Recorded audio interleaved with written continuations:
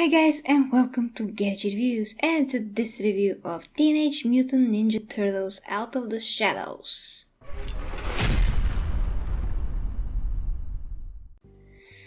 So guys, I decided to make this review right after the movie, not only because I'm going to be very busy in the next few days, but just because I already know what I think about the movie, so it's not like I don't and I have to think about it overnight like I usually do. I don't know where to begin, but okay, so the whole story. The whole story is not very good. It's kind of ridiculous and it's not very logical. A lot of things were not explained. Like where the heck, Shredder comes from even. I mean, what his background, what exactly he is. We only know that he is very, very dangerous, and judging by the way that the previous movie ended, it was never clear what the hell happened to him, as far as I remember, at least. And the other thing is that he says like 4 words in this movie. He constantly watches everything and doesn't speak. He makes this face, like the same face, throughout the whole movie. He looks like he has a constipation. I'm not even kidding. I wish I was kidding actually, but I'm not. Also, this is not a spoiler, but when he finally put on the mask, he looked so small. I mean, his body's so small compared to his mask. His mask was huge, and if you see the cartoons, Shredder is very big, masculine, muscular, with, the mask is very small compared to what the movie made it seem like. And I'm not so against the mask, because the mask was cool in the movie, but if it was, if his body was a lot bigger and taller and with a cape, it would be like 10 times better. Crank was also a joke, so yeah, I could call actually Shredder a joke. Crank was also a complete joke. There was never explained anything, the dimension that he came from, what the hell he is. He's just some guy in a robot doing some disgusting thing in a robot. He was more powerful than Shredder. It was just so ridiculous. It's like taking some pictures that somebody draw and try to think of a story for them, but he never quite did. And it's not like that. I mean, we have a real story for all those characters, so none of that is presented here in the movie. The turtles themselves were very good. Most of the times they were, pretty funny. And there were some serious moments, but I never really bought into them. Because I was kind of annoyed how they're so, a team of nothing. I mean, they're arguing all the time, and it's like they don't really know each other. Although you can give it a pass in some ways, because, they're teenagers, and I remember how I was. So when you're a teenager, everything seems like the end of the world and all that. So if you look at that way, you can explain a lot of their behavior. But they were never really that in the cartoons, so maybe this is kind of more realistic, but at the same time the movie is trying to be more realistic, and at the same time it's completely ridiculous at points, and it's not believable at all what happens. It's not believable in so many ways. And then we have Stephen Amell that plays Casey Jones. Have to be honest, guys, I can't quite remember Casey Jones from the cartoons when I was little, but I heard some people that said that he was different, and maybe he is. I haven't checked that, so I can't say. You can tell me in the comments if he is different, but Stephen Amell is an actor. He's very nice to look at because he has an extremely handsome face, but unfortunately he's not a very good actor for me. He's not good in Arrow at all. He's like a piece of wood, and he is talking like this all the time, whispering, like, he's never really uses his real voice, because his real voice is kind of squeaky and very, very thin. So Now he used, you know, his real voice, and it was bad because what is coming out of his mouth is so not manly. He doesn't sound very good. Not only that, but in Arrow he underacts. He always makes kind of the same faces, and he's always like, yeah, Felicity, look, now is not the time. Something like this. And here he's over the top. He's screaming. He's trying to do so many moves with his body to hit something, to react with his whole body, and it's like the first like day in actor's class or something. It was very odd. And the action scenes and whatever he does, you know, with his movements and all that, he is very, very good in, you know, parkour and all those stuff. I watch his training sessions, he's very good.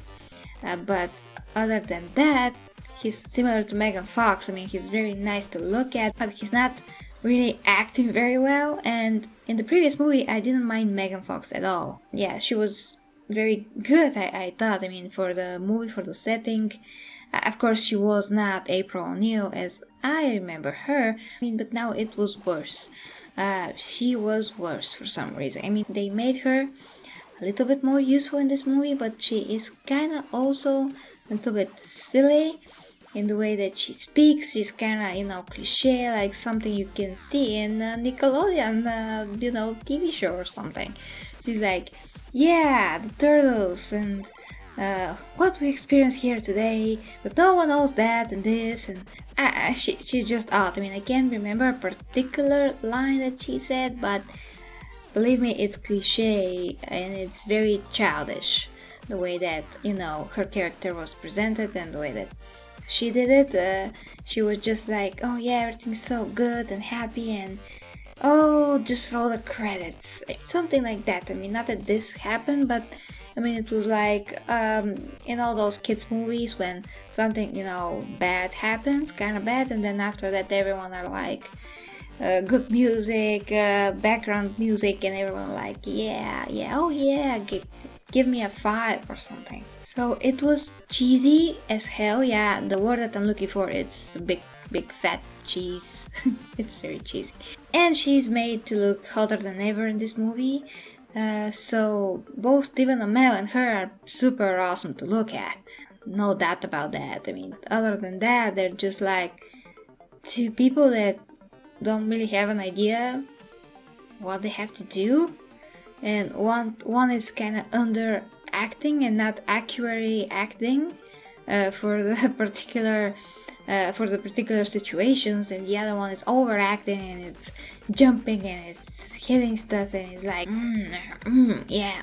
And actually, the one person that had a lot more lines than Shredder here was Sheamus from WWE, and of course I know him because I watched WWE, and he was pretty good in this movie. I mean, he did a lot more acting than even Shredder, even like Stephen Amell. I mean, he was a lot more on point with his character than like most of the cast, if not all of the cast. So, bravo Sheamus. So guys, basically that's it. I enjoyed the first movie a lot more, and it had a lot of problems considering, you know, Shredder again, but in this movie things got done more worse.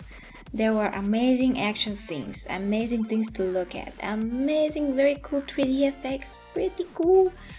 But as a whole, it was so childish and silly that it didn't make much sense. The worst thing was that nothing was really explained. It was like, here, this guy's a scientist, oh, he knows this, and he took that, and he made out of this, that, and all of this, and I'm like, how will he know to do that? Because this is not actually a human technology, but I don't want to get into spoilers. So I'm just going to say, with the 2 words, that Teenage Mutant Ninja Turtles Out of the Shadows is not a very good movie for adults. And I'm not sure that kids will get things too, because when I was little, as far as I remember, I did know, who was Shredder, what are his motivations, how badass he is. I knew and I was aware of all of his abilities. I was aware of the other two guys, Rocksteady and Bebop, or whatever his name was, how they were and how big of a threat for the Turtles they were. And I knew how April was, intelligent and, kind of like Lois Lane. And of course, I knew how the Turtles were. But now, this has no explanation whatsoever. It's like people that just overacting, and they're like, oh yeah, this is evil, this guy is evil, and this guy is intelligent but stupid, or this guy is whatever he is. And Shredder kind of has a very good psychic, but at the end of the day, it's not very good. I mean, she looks badass, but you'll see in the movie. So, if I have to give it some kind of a rating, as always, I will give it, I don't know, I'm kind of confused, but I think I will give it a 6 out of 10. Like, maybe 8 for the special effects. As seen, actually. 6.5 or 7 at best for the CGI of the Turtles, because at the first movie, I really kind of forget that they were, CGI. There was some kind of a photorealism to them, and now there kind of isn't. I really have to watch the first movie again, but they felt CGI throughout, and I didn't feel that with the first movie for some reason.